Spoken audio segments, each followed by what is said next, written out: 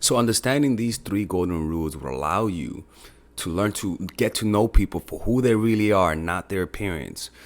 To learn to see reality, to see the person who's in front of you rather than seeing a projection, and to understand the right and proper way to create and maintain a connection with a guy. And I'm explaining these three golden rules and how to apply it and how you might be breaking it in very, very deep detail.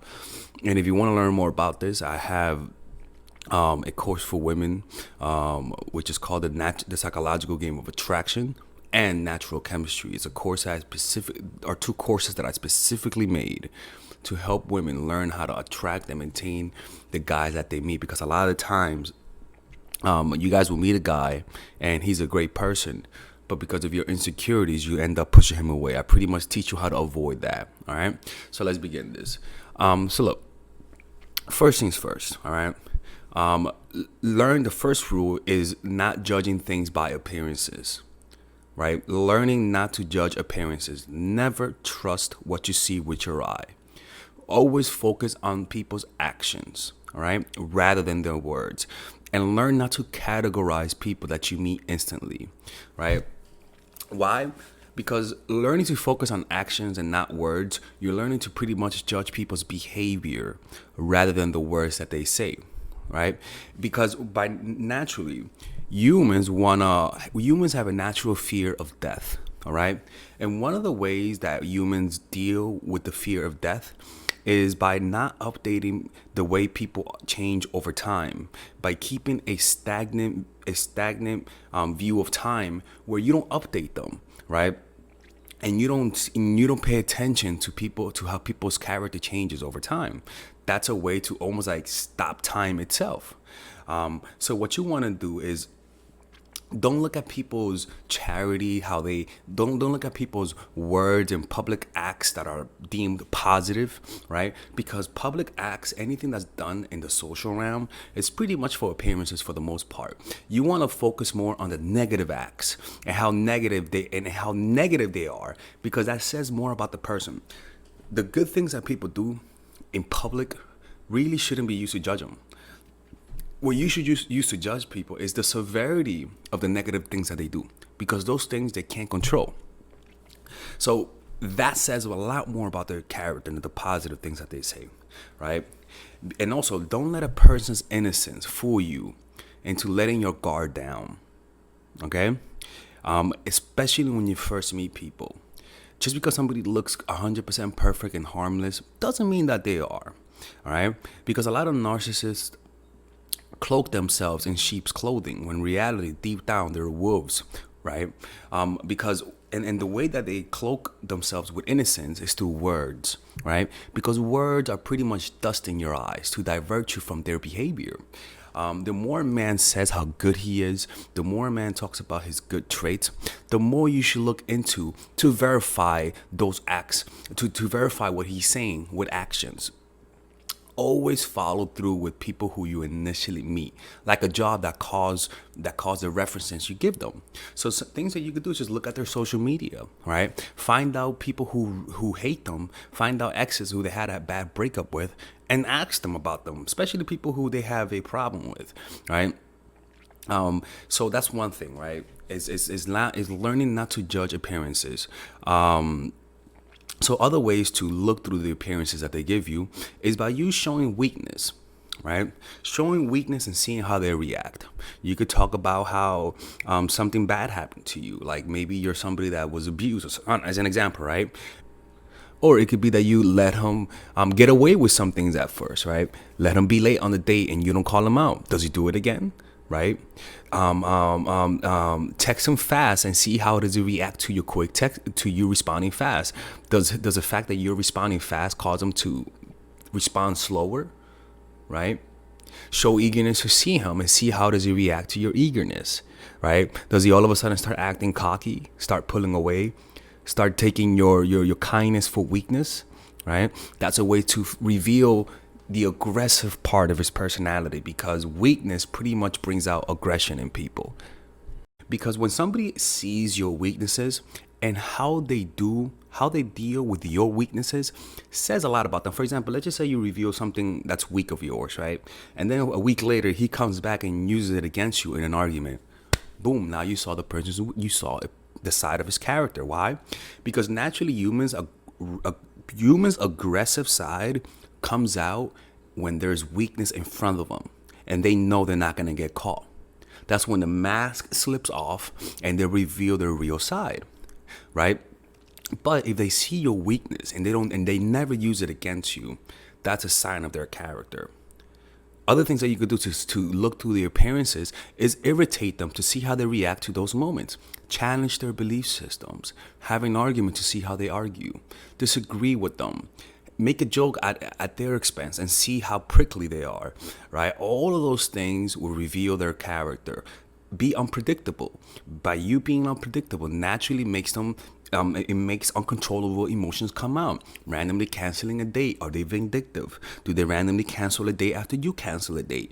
This will tell you parts of their character, right? And like I said earlier, look into their past. If they keep talking bad about their exes, find out, right? And also, if they really talk bad about their exes, that's a sign of their character. If they have no friends, find out why they have no friends, right? Find out why they keep getting fired, right?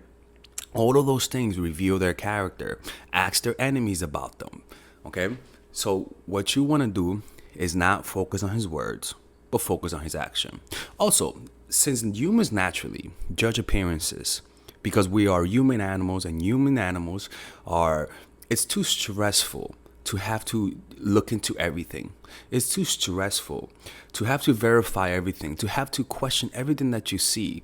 We wouldn't be able to function. So we naturally have an automatic categorizing system and schema in our minds to save energy. And as a result, we are very susceptible to appearances. We are very susceptible to illusions, right? So what you want to do is use it to your advantage.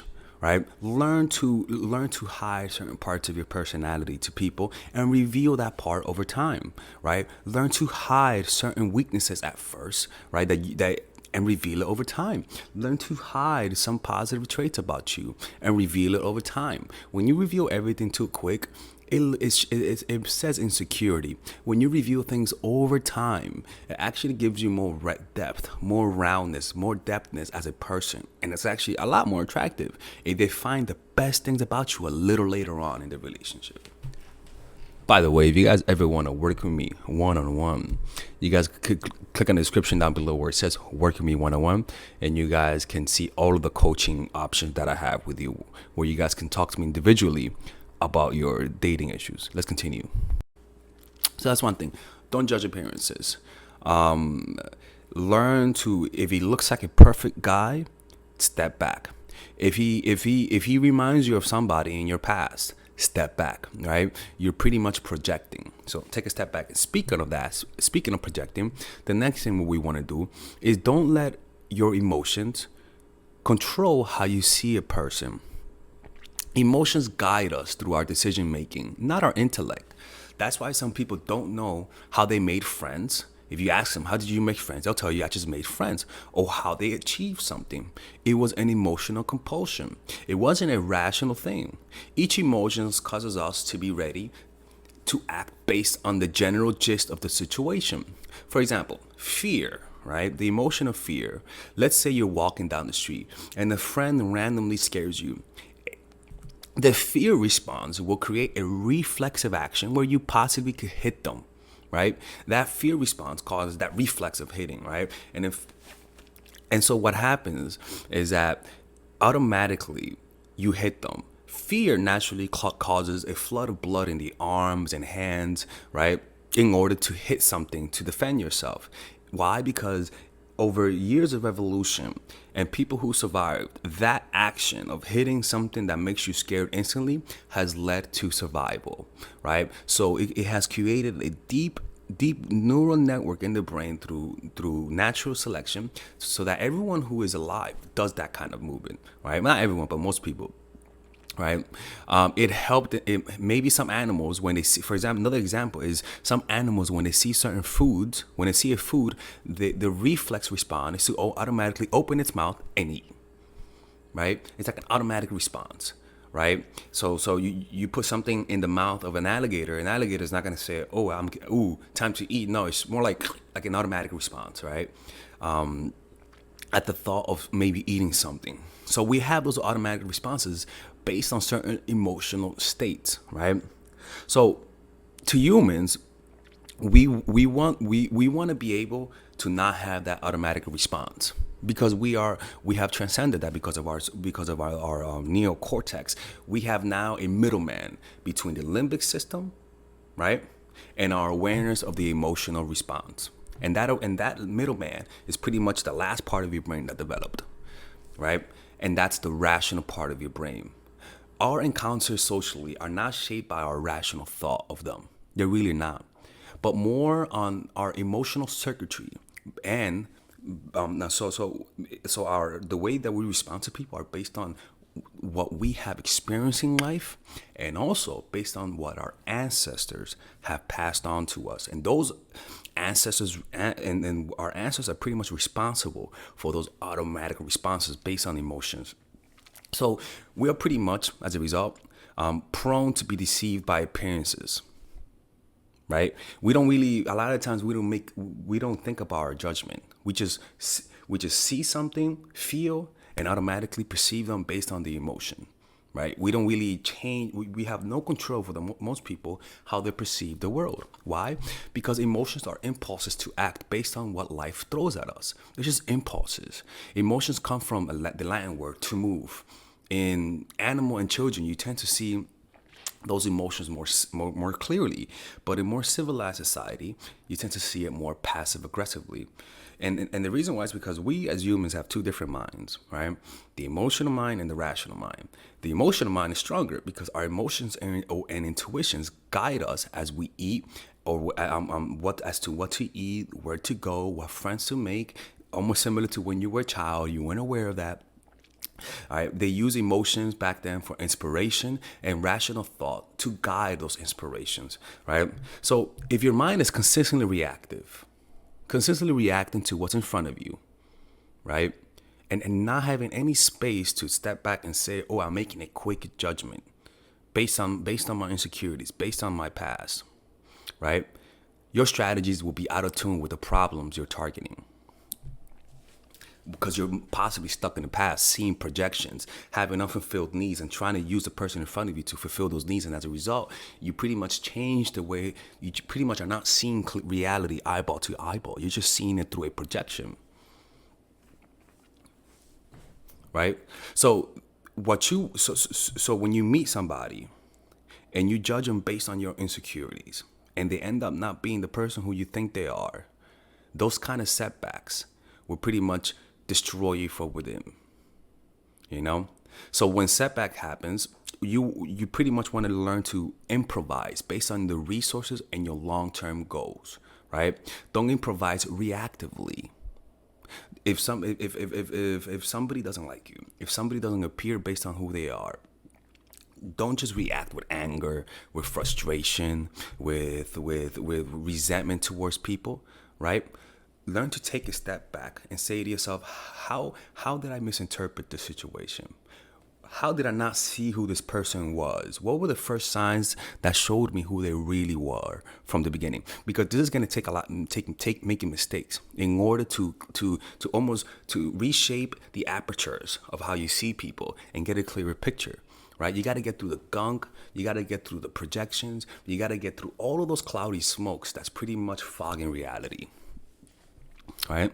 And the way that you do that is by not allowing the setbacks to stop you. Right? And understanding that you're going to make mistakes. You're going to misinterpret people. You're going to let your emotions cloud what you see. But in that moment of making those mistakes, right? If you don't adjust when you make mistakes and not cry and complain, right? Your setbacks will deter you if you allow it to do that to you. Setbacks have a tendency to force us to learn new skills based on the limited resources that we have. Usually these skills are very important to the work. And when things go wrong, when you get played, when somebody hurts you, when somebody dumps you, when a guy or a girl that you're meeting completely disappoints you and you misinterpreted her, right? It is that moment that you analyze your mistakes so that you could prepare for the next person that you meet. And the next person that you meet, your eyes will be more open. You're going to be aware and attuned of certain patterns of deception a little bit better. And the more people that you meet, the more you keep your eyes open, the less you project, the clearer picture that you have of the person, and the easier it is for you to make a decision about whether or not this person is right for you, right? So what you want to do, let go of the past. And when I say let go of the past, I mean stop looking for a certain person in other people. Stop trying to fulfill a certain need you didn't fulfill as a kid through a certain person. And a lot of times we're not aware of that, right? So let go of the past and learn and be more realistic about your expectations. Lower your expectations with people because the expectations that you have a lot of times cloud your thinking. Lower your expectations, the more clearer picture do you get of this person that you're seeing. And by having low expectation, you're pretty much aligning yourself with reality, because a lot of times the things that you're trying to work won't work out. Most often than not, the person who you're trying to get will not be the person for you. That's just how life is, right? But if you live in a little fantasy, world where it's all sunshine and rainbows, right? You could easily lie to yourself that life is a fairy tale. And when you believe that, you're going to project a bunch of things into the world where you only end up attracting narcissistic people who are ready to tell you the lies you want to believe. But when you have realistic expectations, what you'll notice is that they lower. You don't expect things to work out, not out of trauma, but out of rational thinking, right? When you go on a date with somebody, you pretty much say, okay, he might not call me back. Not because you're tired of dating, but because you just know that most things don't work out. And then you're able to see people a little bit more clearer. Because most things don't work out. And you learn to see patterns. Right? You'll be able to see patterns more quickly. Like, for example, you'll realize that people never do things just once. If a guy or girl cancels a date one time, they'll cancel it again. If somebody breaks up with you one time, they're most likely they're gonna break up with you again. If somebody cheats on you once, most likely he'll cheat on you again. And most likely you'll sort of want to get revenge and cheat on him too, right? These are patterns that if you're seeing what you want to see, you will never see, right? You just want to learn to stop seeing the world through a fog of emotion. So the next principle that you have to understand is the pain and pleasure principle, right? You got to understand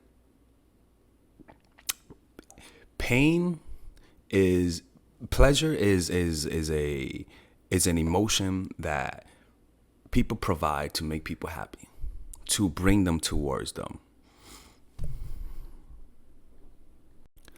So how to apply the pain pleasure principle? Let's talk about a few ways.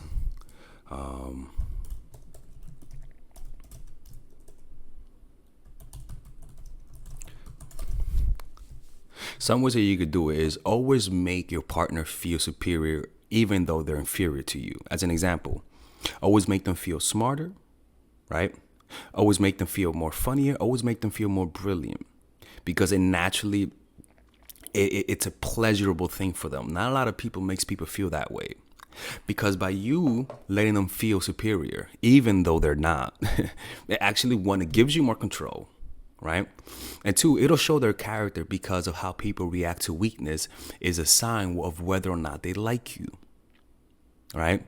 So if you show weakness and he decides to take advantage of that weakness, that's a negative sign on his part. And that means that you should pull away, keep your eyes open, right? And don't give him excuses that he's saying, oh, maybe he's just going through something. That's why he's all of a sudden acting distant when I told him that I love him. No. You pretty much say, okay, I opened up. I told him or her that I like her, and they pulled away. What does that say? Right? the way a person reacts to your vulnerability is a big sign of how they feel about you. And also, make them feel smarter and more clever than you are. Play the dumb one. I'm not kidding with you, because it'll make them feel convinced. It'll make them feel validated about their self-opinion, right? And then what you could do then is then all of a sudden break that pattern. All of a sudden disagree with them. All of a sudden show strength. All of a sudden show boldness. All of a sudden, from time to time, show how clever you really are.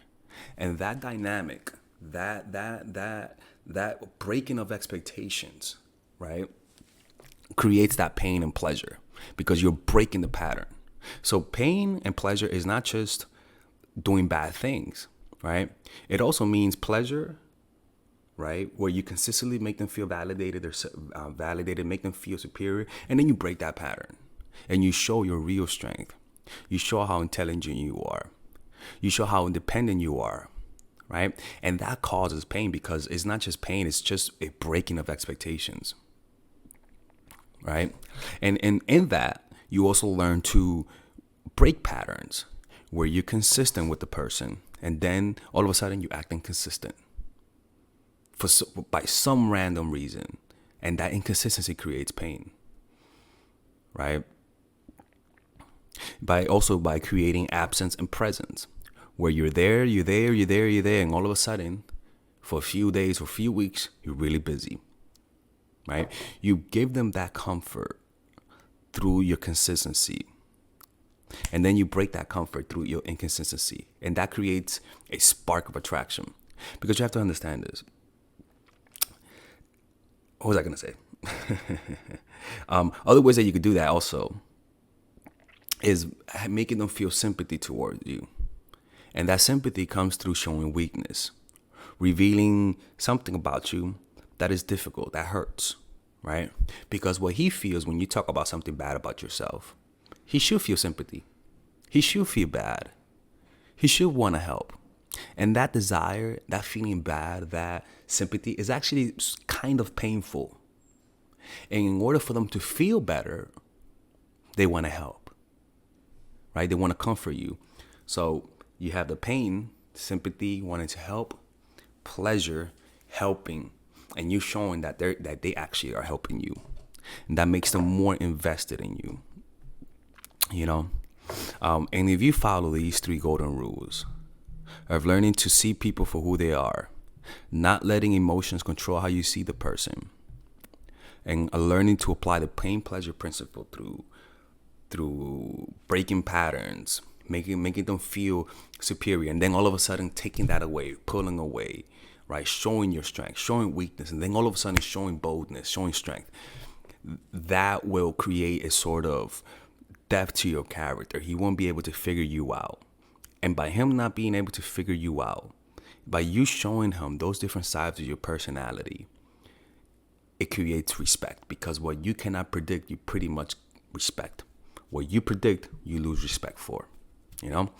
Anyways, I hope you guys enjoyed this video. If you guys ever want to work with me one-on-one, go to mindfulattraction.org in the description down below, and there you could work with me one-on-one.